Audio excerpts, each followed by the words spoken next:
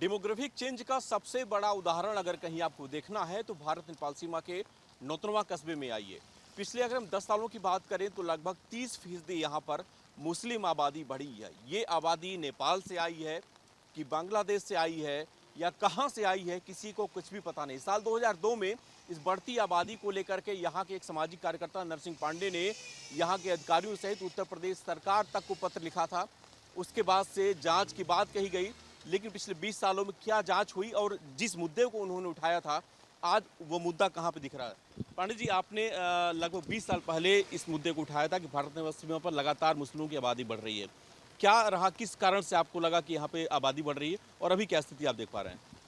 देखिए, भारत और नेपाल की जो संवेदनशीलता है वह विगत 20 वर्षों से की संवेदनशीलता काफ़ी बढ़ी और एक साजिश के तहत जब नेपाल के रास्ते भारत में जाली नोटों की खेप भेजी जाती थी और कुछ अवैध असलहे जो भारत और नेपाल की सीमा पे बरामद हो रहे थे, तो इन सबों को देखते हुए जब हम लोगों ने विचार किया और आपस में ग्रामीणों से बातचीत किया तो उसमें यह पाया कि मुस्लिम आबादी ज़्यादातर जो है इस क्षेत्र में बढ़ रही है और वही लोग पकड़े भी जा रहे हैं। तो हम लोगों ने इस पे काम करना शुरू कर दिया और तब जा कर के हमने पत्र लिखा था भारत सरकार को कि उसमें कांग्रेस की सरकार थी। पत्र लिखा था कि मुस्लिम आबादी बढ़ रही है और काफ़ी ये संवेदनशील लोग हैं, यह राष्ट्रद्रोह जैसे कार्यों में लिप्त हैं, तो हमने लिखा था और उस पर बहुत ज़्यादा कुछ काम तो नहीं हो पाया। लेकिन इधर उनकी आबादी काफ़ी बढ़ गई है।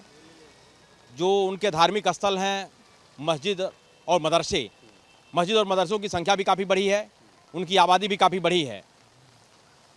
अगर इस पर अंकुश नहीं लगा तो निश्चित रूप से यह स्थिति एक दिन विस्फोटक होगी, उसमें कहीं दो राय नहीं है। पंडित जी, ये बताइए, जो आबादी की बात आप कर रहे हैं, अगर हम नौतनवा की बात करते हैं, नौतनवा कस्बे की बात करते हैं, तो कुछ ऐसे मोहल्ले हैं जो इसमें काफ़ी सेंसिटिव हो चुके हैं। चाहे हम बिस्मिल नगर की बात करें, बहादुर शाह जफर नगर की बात करें, हमीद नगर की बात करें या परसोइया के जो तमाम मोहल्ले उसकी बात करें, कितना बड़ा बदलाव यहाँ पे आया और ये जो लोग हैं कहाँ से आए हैं, क्या इनके बारे में कोई जानकारी सुरक्षा एजेंसियों को है या नहीं, कभी कोई जाँच हुई है क्या इसको लेकर के? देखिए, पहले तो इसकी जांच नहीं हो रही थी और हम लोगों ने कई बार इस पर उठाया भी कि जो लोग बाहर से आकर के यहाँ सीमावर्ती क्षेत्र में विभिन्न स्थानों पर, केवल नौतनवा ही नहीं, नौतनवा, सोनौली, आपका ठूठीबारी, बरगदवा, सिखवानी में और बॉर्डर के क्षेत्र में जो गाँवों में लोग आकर किराए के मकानों में रह रहे हैं, उनके किराएदारों के सत्यापन की मांग हम लोगों ने किया था। कई बार इस पर हम लोगों ने ज्ञापन में भेजा और बीच में शुरू भी लोगों ने किया, उसके बाद उसको ठंडे बस्ते में डाल दिया, उसका सत्यापन नहीं हो पाया। आज के डेट में भी मैं कह सकता हूं कि इनका सत्यापन नहीं हो पाया कि कहाँ के रहने वाले हैं, क्या करते हैं। अभी हाल में ही हमने नौतनवा के थाना अध्यक्ष से ही बात किया है कि जब एक अफवाह फैला कि कुछ बाहरी लोग आए हैं, कुछ बच्चा चोर आए हैं, कुछ इस तरह की बातें आई, तो उस पर भी हमने नौतनवा थाना अध्यक्ष से बात किया कि अभी बॉर्डर पर आप चले जाइए, जो बाईपास निकला हुआ है, यहाँ एक मकान में कम से कम 50 की संख्या में लोग हैं और यहाँ रह रहे हैं। मैंने उनका ध्यान आकृष्ट भी कराया था कि यहाँ काफ़ी लोग देखे जा रहे हैं और ये बाहरी लोग हैं।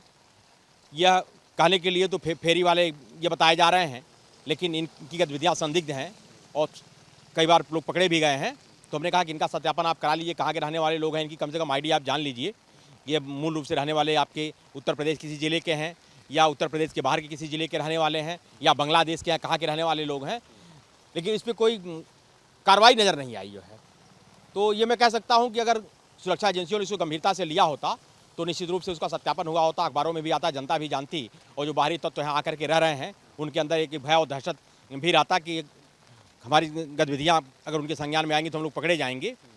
इस भय से भी वो इस एरिया को छोड़ सकते थे, लेकिन ऐसा कुछ देखने को यहाँ नहीं मिला है अभी तक। अच्छा, एक सवाल और बनता है कि जिस तरह से संख्या बढ़ रही है, यहाँ पे मकान वो लोग बनवा रहे हैं, यहाँ की नागरिकता उनको मिल जा रही है, कैसे मिल जाती है? क्योंकि बिना आधार कार्ड के, बिना वोटर कार्ड के यहाँ पे ज़मीनें कैसे रजिस्टर्ड हो जा रही हैं, लोग कैसे यहाँ के निवासी बन जा रहे हैं, क्या है इसके पीछे का गोरख धंधा?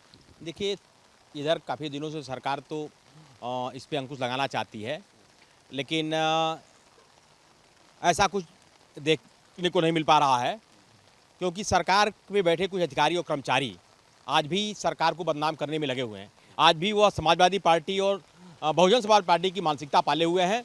वह हिंदू विरोध का काम कर रहे हैं, सरकार को बदनाम करने का कार्य कर रहे हैं। उनको राष्ट्र से कोई लेना देना नहीं है। वो अपनी नौकरी को ताक पे रख करके कार्य कर रहे हैं। उनको अपनी नौकरी की चिंता नहीं है, देश की चिंता है, समाज की चिंता है। उनको जनहित से कोई वास्ता सरोकार नहीं रह गया है। इस नाते अभी आलवे नौतनवा तहसील का एक प्रकरण आया था कि जहां 5 एकड़ कृषि योग्य भूमि को अकृषि घोषित कर दिया गया।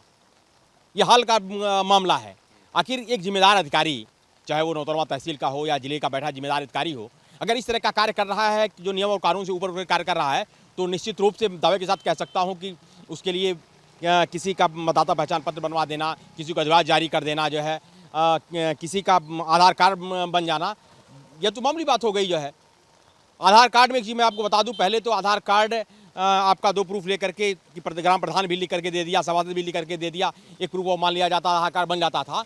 लेकिन अब सरकार ने कुछ बदलाव लाया है कि बिना अधिवास के और बिना परिवार रजिस्टर की नकल के आधार कार्ड नहीं बनाया जा सकता। उसके बाद भी यहाँ आधार कार्ड बन रहे हैं। तो ये कौन जारी कर रहा है? अधिवास कौन जारी कर रहा है? ये सरकार में बैठा जिम्मेदार अधिकारी ही कर रहा है।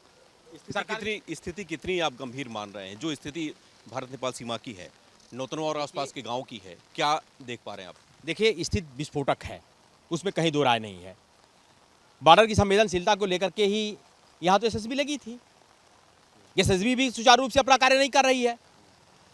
आए दिन रात और दिन तस्करी तो हो रही है, तस्करी तो नहीं रुक रही है। ये हम नहीं कह रहे हैं, यहाँ की आम जनता से आप पूछ लीजिए।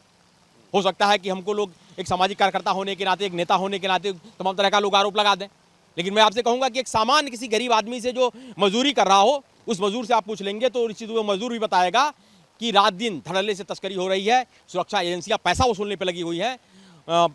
ये बंद नहीं है। राजद्रोही तत्व आ जा रहे हैं, उज्बेकिस्तान की लड़कियां पकड़ी जा रही हैं बॉर्डर पे, तमाम लोग पकड़े जा रहे हैं, लेकिन ये कभी कभार हो रहा है और रात दिन ये काम जारी है, अंकुश नहीं लग पा रहा है। तो देश की सुरक्षा को तो यह लोग खतरा उत्पन्न करने के लिए बैठे हुए हैं। नरसिंह पांडे जी ये मान रहे हैं कि जिस तरह से स्थितियां हैं भारत नेपाल सीमा के नौतनवा, सुनौली और आसपास के जो इलाके हैं, वहां की स्थिति काफ़ी गंभीर है। और अगर हम पिछले 2 सालों की बात करें तो भारत नेपाल सीमा के नौतनवा और सुनौली में लगभग 1 दर्जन ऐसे लोग पकड़े गए हैं जो फर्जी तरीके से लोगों का आधार कार्ड बनाते थे। खासतौर पे नेपाल से आने वाला कोई व्यक्ति अगर भारत में ज़मीन लेना चाहता था, भारत में अपना काम शुरू करना चाहता था, तो उसका आधार कार्ड यहाँ पे पैसे लेकर के बना दिए जाते थे। उसकी नागरिकता भले ही नेपाल की हो, लेकिन उसे मात्र 1 महीने में भारत का निवासी बना दिया जाता था। ये आंकड़े सरकारी हैं, लेकिन इस तरह के तमाम ऐसे गिरोह आज भी भारत नेपाल सीमा पर सक्रिय हैं जो नेपाल से आने वाले या फिर कहीं से भी आने वाले लोगों की नागरिकता यहाँ पे बनवा रहे हैं, यहाँ पे बसा रहे हैं। और जिस तरह से लगभग 30% से अधिक मुस्लिम आबादी पिछले 10 सालों में भारत नेपाल सीमा के इस इलाके में बढ़ी है, ये आंकड़े चौंकाते हैं। ये आंकड़े बताते हैं कि स्थिति सीमा की इस समय काफ़ी गंभीर है। हालांकि सरकार इसको लेकर गंभीर नज़र आ रही है और इस पे भी कार्रवाई करने के लिए सुरक्षा एजेंसियों को कहा गया है, लेकिन अभी भी जिस तरह की लापरवाही सुरक्षा एजेंसियों के द्वारा इस सीमा पर बढ़ती जा रही है, वो बताती है कि आने वाले दिनों में जो स्थिति इस सीमा की है वो काफ़ी विस्फोटक हो सकती है। वीडियो जर्नलिस्ट दीपक श्रीवास्तव, न्यूज़ नेशन, नौतनवा, महाराजगंज।